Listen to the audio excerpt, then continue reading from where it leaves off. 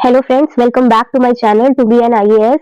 तो आज से हम टेस्ट सीरीज वीडियो स्टार्ट कर रहे हैं। ढेर आईएएस की टेस्ट सीरीज स्टार्ट करेंगे। जो हिंदी का पेपर है, जिस तरह से एग्जाम में 60 क्वेश्चंस आएंगे, उसी पैटर्न पे ये टेस्ट सीरीज है। तो आज हम उसको कंप्लीट करेंगे। तो विदाउट वेस्टिंग टाइम चलिए शुरू करते हैं। तो जो पहला क्वेश्चन है, निम्नलिखित में शुद्ध वर्तनी का चयन करें। तो इसमें शुद्ध वर्तनी जो है वो संग्रहित की है, बाकी जो है वो गलत है। संग्रहित की वर्तनी इसमें शुद्ध है। द्वारिका जो है वो इस तरह से नहीं लिखा जाता है, द्वारिका द्वारका होता है, इसमें छोटी की मात्रा नहीं रहेगी। प्लस संग्रहित आप देख ही सकते हैं किस तरह से लिखा जाएगा, और संश्लिष्ट में एक जगह पर खसखिशा होता है। आगे चलते हैं, क्वेश्चन नंबर 2। निम्नलिखित वाक्यों में से कौन सा एक अशुद्ध है? पपीता एवं कलम संज्ञा है। तुम मेरी तरफ इस तरह क्या देख रहे हो? मैंने रामायण पढ़ी है। पति पत्नी आए हैं। तो जैसा कि हम देख सकते हैं कि पपीता एवं कलम दो वस्तुएं हैं इसमें, तो संज्ञा है लिखा हुआ है। इसमें होना चाहिए पपीता एवं कलम संज्ञा है। तो इसमें बिंदी की कमी है, जिसकी वजह से ये सेंटेंस जो है इनकरेक्ट मतलब अशुद्ध हो जाता है। आगे बढ़ते हैं, क्वेश्चन नंबर 3। निम्नलिखित में एक अशुद्ध वाक्य है। उस पर भारी संकट आ पड़ा है, वह आटा गूंथ रही है, यह काम अच्छा बन पड़ा, प्याज कड़वा होता है। तो इसमें जो है, जो बी है, वह आटा गूंथ रही है, ये इनकरेक्ट है, क्योंकि आटा गूंथ रही है नहीं होता, आटा गूंध रही है होता है। तो गूंथ की जगह गूंद होना चाहिए था, तब ये सेंटेंस सही हो जाता। नेक्स्ट क्वेश्चन है, निम्नलिखित में से कौन सा एक वाक्य शुद्ध है? अभी तक हम इनकरेक्ट ढूंढ रहे थे, इसमें हम लोगों को करेक्ट सेंटेंस ढूंढना है। इत्र के भीतर सुगंध है, मोहन सारी रात भर जागता रहा, राधा रेल से लखनऊ जाएगी, अध जल मटकी छलकत जाए।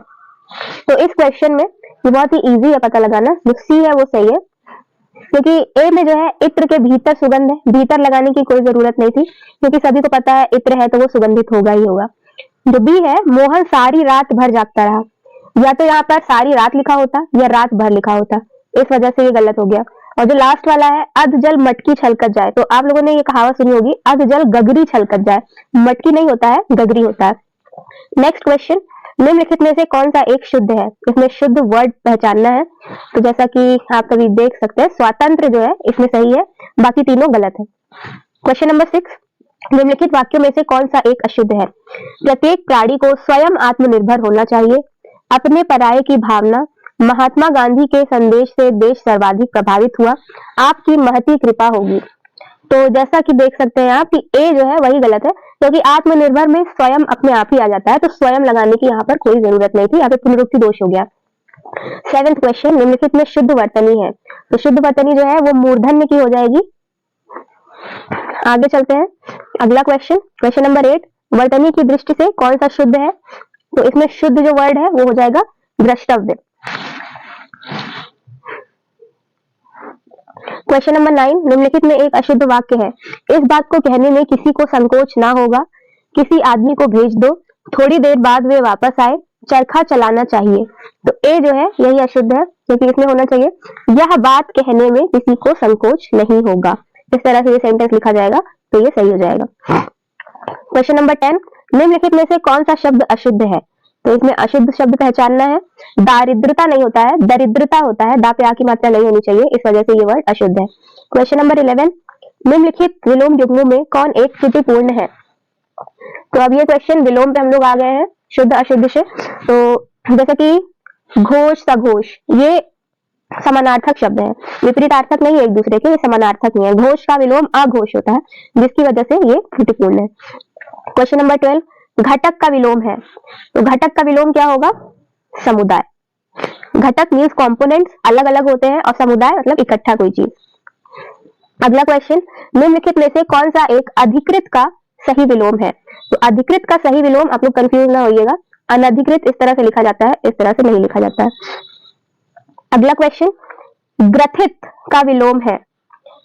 तो इसमें कंफ्यूजन वाली कोई बात नहीं होनी चाहिए, क्योंकि ग्रंथित नहीं है, अगर ग्रंथित होता तब कुछ और हो सकता था, लेकिन यहाँ पे ग्रथित लिखा है, तो इसका विलोम हो जाएगा विकीर्ण। फिर नेक्स्ट क्वेश्चन, निम्नलिखित विलोम युग्मों में से कौन सही से सुमेलित है? इसमें से पहचानना है कि कौन करेक्टली मैच किया गया है। तो पहला ये जो करेक्ट मैच है, उपमेय का विलोम उपमान होता है, और ये सारे क्यों गलत है? आवर्तक का विलोम अनावर्तक नहीं होता है, परावर्तक होता है। नूतन का पुरातन होता है, सनातन नहीं होता है। और प्रसारण का संकुचन होता है, विस्तीर्ण नहीं होता है।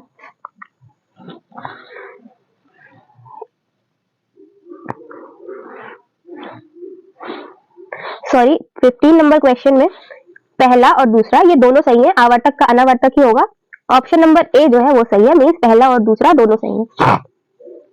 चांचल्य का विलोम है, तो चांचल्य का विलोम क्वेश्चन नंबर 16 स्थैर्य। फिर अगला क्वेश्चन, उदात्त शब्द का सही विलोम है, उदात्त शब्द का सही विलोम अनुदात्त होगा। अगला प्रश्न, खेचर का विलोम है, तो खेचर मतलब आकाश में चलने वाला, उसका विलोम होगा भूचर, जमीन पर चलने वाला। अगला क्वेश्चन, प्रसन्न का विलोम है, अप्रसन्न, खिन्न, दुखी, जैसा कि वर्ड से ही पता चल रहा है कि ये सारे प्रसन्न के विलोम होंगे। अगला क्वेश्चन, विकास का विलोम है, तो विकास मतलब डेवलपमेंट, तो उसका हो जाएगा ह्रास, ह्रास मतलब लॉस होना। अगला, निम्नलिखित में एक अशुद्ध पर्यायवाची युग्म है, तो इसमें से कौन सा अशुद्ध है? वो बी है। गे निकेतन मतलब घर होता है, विभाकर राकापति होता है, वसंत दुकूल होता है, लेकिन जो चतुर्भुज है ये विष्णु का है, और सदानंद जो है वो ब्रह्मा का पर्यायवाची है, जिसकी वजह से ये अशुद्ध हो जाता है। अगला क्वेश्चन, निम्नलिखित में से कौन सा एक भौरा का पर्यायवाची नहीं है? तो भौरा का पर्यायवाची शिलीमुख नहीं है, शिलीमुख होता है, भृंग होता है, षटपद होता है, शिलीमुख भौरा का पर्यायवाची नहीं है। शिलीमुख जो है वो बाढ़ का पर्यायवाची है, ये वाला ये बाढ़ का पर्यायवाची है। अगला क्वेश्चन, ललना किसका पर्यायवाची है? तो इसमें अगर आप लोगों ने नहीं पढ़ा होगा तो आप पट से पुत्र का लगा देंगे, जो कि आपका गलत हो जाएगा। तो ललना जो है वो स्त्री का पर्यायवाची है, इसको ध्यान से याद कर लीजिएगा कि ललना स्त्री का पर्यायवाची है। स्त्री के और पर्यायवाची है नारी, वनिता, ललना, कांता, रमणी। अगला क्वेश्चन, शब्द पौलस्त्य निम्नलिखित में से किसके पर्यायवाची हेतु प्रयुक्त नहीं होता है? सबसे पहले तो क्वेश्चन पढ़ते टाइम आप लोग ये मार्क कर लीजिए कि क्वेश्चन में पूछा क्या है, होता है या नहीं होता है, करेक्ट पूछा है, इनकरेक्ट पूछा है, शुद्ध पूछा है, अशुद्ध पूछा है, अदरवाइज आपके क्वेश्चन गलत हो जाएंगे। तो इस क्वेश्चन में जो आंसर होगा, स्वर्ण जो है वो पौलस्त्य का पर्यायवाची नहीं है, बाकी कुबेर, रावण, चंद्रमा इन सबके पर्यायवाची में पौलस्त्य आता है।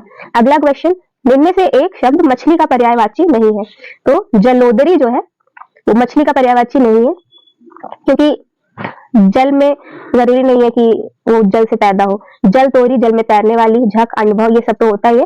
अगला क्वेश्चन, निम्नलिखित पर्यायवाची युग्मों में कौन एक सही सुमेलित है? तो इस क्वेश्चन में जो सही सुमेलित है वो है विष्णु, मधुरिपु। समुद्र का जो पर्यायवाची होता है वो पारावार होता है, पारावत नहीं होता है। पारावत ये कबूतर का पर्यायवाची होता है, जो लिखा हुआ है ये कबूतर का पर्यायवाची होता है। फिर बलराम का पर्यायवाची जो है संकर्षण होता है, यहाँ लिखा है शंकर्षण, तो शंकर्षण जो होता है वो विष्णु का पर्यायवाची होता है। फिर अग्नि, अनल, अग्नि का पर्यायवाची जो होता है वो अनल होता है, ये भी एक बहुत ही कंफ्यूजन वाला चीज है। और अनिल जो है वो हवा का पर्यायवाची होता है। विष्णु ये जो सही है मधुरिपु। बलराम का पर्यायवाची जो होता है वो होता है संकर्षण, और समुद्र का पारावार। आगे बढ़ते हैं, शुद्ध पर्यायवाची वर्ग का चयन करें, तो इसमें से सारे ही सही है, इसलिए डी आंसर हो जाएगा। डोंगी, तरिड़ी, जलपात्र ये नाव के पर्यायवाची है सभी। फिर बी, तनुजा, दुहिता, सुता ये पुत्री के पर्यायवाची है सब, पुत्री के। फिर तीसरा, पयोद, वारिद और नीरज ये सब बादल यानी मेघ के पर्यायवाची है। आगे बढ़ते हैं, निम्नलिखित विकल्पों में कौन सा एक पर्यायवाची की दृष्टि से सही नहीं है? तो इसमें डी हो जाएगा, प्रतीश, मनजात, कपोत, रक्तलोचन। तो यही जो है करेक्ट नहीं है, बाकी सारे करेक्ट है। प्लवंग, शाखा मृग, कीश और बाहुक ये बंदर के पर्यायवाची है। फिर वाचा, गिरा, ब्राह्मी, विधात्री ये सरस्वती के पर्यायवाची है। प्रभंजन, नभ प्राण, प्रकंपन और वात हवा यानी वायु के पर्यायवाची है। और रतीश और मनजात इसमें से कामदेव के पर्यायवाची है। और कपोत और रक्तलोचन जो है ये दोनों ये कबूतर के हैं, ये दोनों जो है वो कामदेव के हैं और ये दोनों कबूतर के हैं, इसी वजह से ये इनकरेक्ट है। आगे बढ़ते हैं, वसंत का पर्यायवाची नहीं है, तो वसंत का पर्यायवाची नहीं है हृदयंकर, बाकी तीनों मधुमास, कुसुमाकर और ऋतुपति वसंत के पर्यायवाची हैं। अगला क्वेश्चन, निम्नलिखित पर्यायवाची शब्दों में से कौन एक भिन्न है? क्वेश्चन नंबर 30, कौन एक भिन्न है? तो डी, गाछ। और क्यों ये भिन्न है? क्योंकि वित्त, विभूति और द्रव्य ये तीनों धन संपदा से रिलेटेड है, और गाछ जो है वो वृक्ष का पर्यायवाची होता है, इसी वजह से ये अलग है। फिर अगला प्रश्न, हृदय का विदारण करने वाला दृश्य के लिए एक शब्द है, तो ये हो जाएगा हृदय विदारक, इजी है। अनिवार्य शब्द हेतु उपयुक्त वाक्यांश है, जिसका निवारण ना हो सके, इसमें भी कंफ्यूज मत होइएगा, जिसका निवारण कठिनता से हो उसके लिए होता है दुर्निवार्य। आगे बढ़ते हैं, स्वयं को गुरु बनाकर दूसरों से अपनी पूजा कराना, इसके लिए एक शब्द जो हो जाएगा वो हो जाएगा गुरुदम।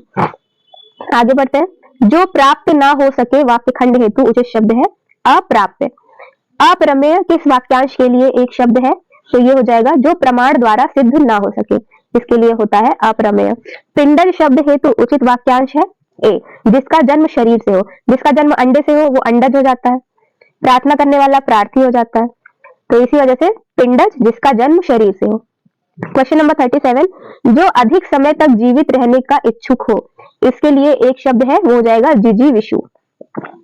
38, निम्नलिखित युग्मों में से कौन सा एक बेमेल है? जो अवैध संतान हो, जारज, ये ठीक है। गोद लिया हुआ पुत्र दत्तक, ये भी करेक्ट है। जो ऊंचे कुल में उत्पन्न हुआ हो, कुलीन, ये भी करेक्ट है। जिसका जन्म शूद्र वर्ण में हुआ हो, ये शोषित नहीं होता है, ये होता है अंत्यज, इसी वजह से ये इनकरेक्ट है, ये बेमेल है। आगे बढ़ते हैं, राज्य के प्रधान द्वारा निकाला गया आधिकारिक आदेश, तो ये होता है अध्यादेश। क्वेश्चन नंबर 40, जो धरती फोड़कर जन्मता हो वाक्यांश हेतु उचित शब्द है उद्भिज, करेक्ट आंसर हो जाएगा उद्भिज। क्वेश्चन नंबर 41, निम्नलिखित में से कौन एक बहेड़ा का तत्सम शब्द है? तो बहेड़ा का तत्सम शब्द होता है विभीतक, बहेड़ा का तत्सम विभीतक। क्वेश्चन नंबर 52, निम्नलिखित में से कौन सा एक तत्सम शब्द नहीं है? तो उज्ज्वल, कटंग, कंटक, सॉरी मक्खी और श्रृंग में से मक्खी जो है वो तद्भव शब्द है, मक्खी का तत्सम होता है मक्षिका। उज्ज्वल का तद्भव होता है उजाला, कंटक का होता है कांटा, श्रृंग का तद्भव होता है सींग। क्वेश्चन नंबर 53, निम्नलिखित में एक तत्सम शब्द है, जजमान, उद्गत, कैथा और औंधा में से कौन सा एक तत्सम शब्द है? तो यह है उद्गत। उद्गत का तद्भव होता है उगना, और जजमान का तत्सम है यज्ञमान, औंधा का तत्सम है अवमूर्ध और कैथा का तत्सम है कपित्थ। क्वेश्चन नंबर 44, निम्नलिखित में से कौन सा युग्म तद्भव की दृष्टि से अशुद्ध है? तो तद्भव की दृष्टि से अशुद्ध है वो है हिरण और घोटक, इसमें जो है तत्सम लिखा हुआ है, इसलिए ये इनकरेक्ट हो गया, यहाँ तद्भव की दृष्टि से पूछा है। खिचड़ी का तत्सम है, तो खिचड़ी का तत्सम होता है क्रिसर, ये थोड़ा डिफरेंट है तो इसको याद कर लीजिएगा। एक तत्सम शब्द है तो उलूक, जो कि उल्लू का तत्सम होता है। क्वेश्चन नंबर 47, निम्नलिखित में से कौन एक तद्भव तत्सम की दृष्टि से गलत युग्म है? तो ये हो जाएगा सी, अहेर आखेट होता है करेक्ट, खुजली खरजू होता है करेक्ट। स्वामी का जो तद्भव होता है वो साई होता है, और बालम का जो तत्सम होता है वो वल्लभ होता है, तो इस वजह से ये इनकरेक्ट है, और सॉरी प्रसूति ग्रह, ये सही है। आगे बढ़ते हैं, क्वेश्चन नंबर 48, उल्लास शब्द किसका तत्सम है? तो ये हुलास का तत्सम है। एक तद्भव शब्द है, तो इनमें से एक तद्भव ढूंढना है, बीन, घटिका, यदा और छार में से, तो बीन हो जाएगा।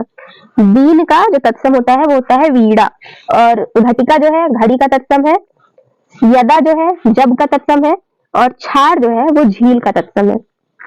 आखर शब्द का सही तत्सम होगा अक्षर हो जाएगा। क्वेश्चन नंबर 51, एक विशेष पद नहीं है, तो दानव जो है वो विशेष पद नहीं है, दानव विशेषण है। क्वेश्चन नंबर 52, निम्नलिखित में से कौन सा एक आवृत्तिवाचक विशेषण का उदाहरण है? तो तिगुना जो है ये आवृत्तिवाचक विशेषण का उदाहरण है। क्वेश्चन नंबर 53, निम्नलिखित में से कौन एक विशेषण विशेष की दृष्टि से गलत है? तो इसका आंसर हो जाएगा 1, ढालना, ढलवा, दक्षता, दक्ष सही है, पशु, पाश्विक सही है, लेकिन तलब जो होता है इसका विशेषण होता है तलबगार, तालिब नहीं होता है। क्वेश्चन नंबर 54, निम्नलिखित में से कौन सा एक पद विशेषण नहीं है?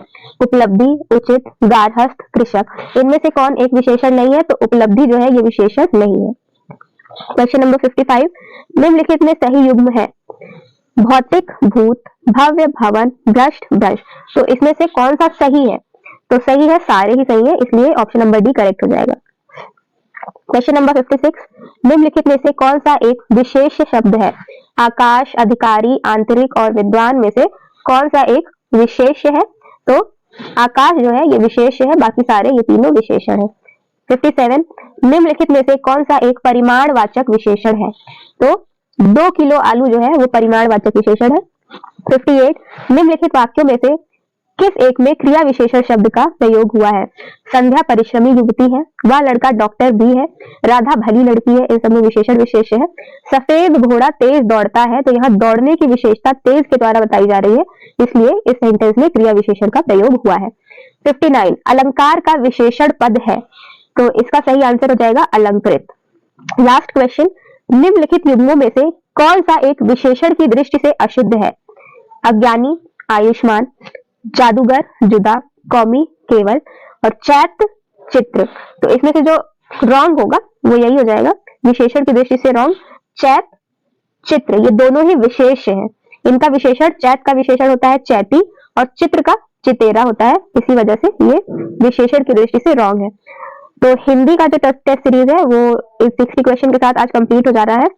नेक्स्ट टेस्ट सीरीज हम लोग लेके आएंगे, या तो पॉलिटी की होगी या हिस्ट्री की या ज्योग्राफी की। अगर आप लोगों को ये वीडियो अच्छा लगा हो तो इसको लाइक करिएगा, कमेंट करिएगा और हमारे चैनल को सब्सक्राइब करना मत भूलिएगा।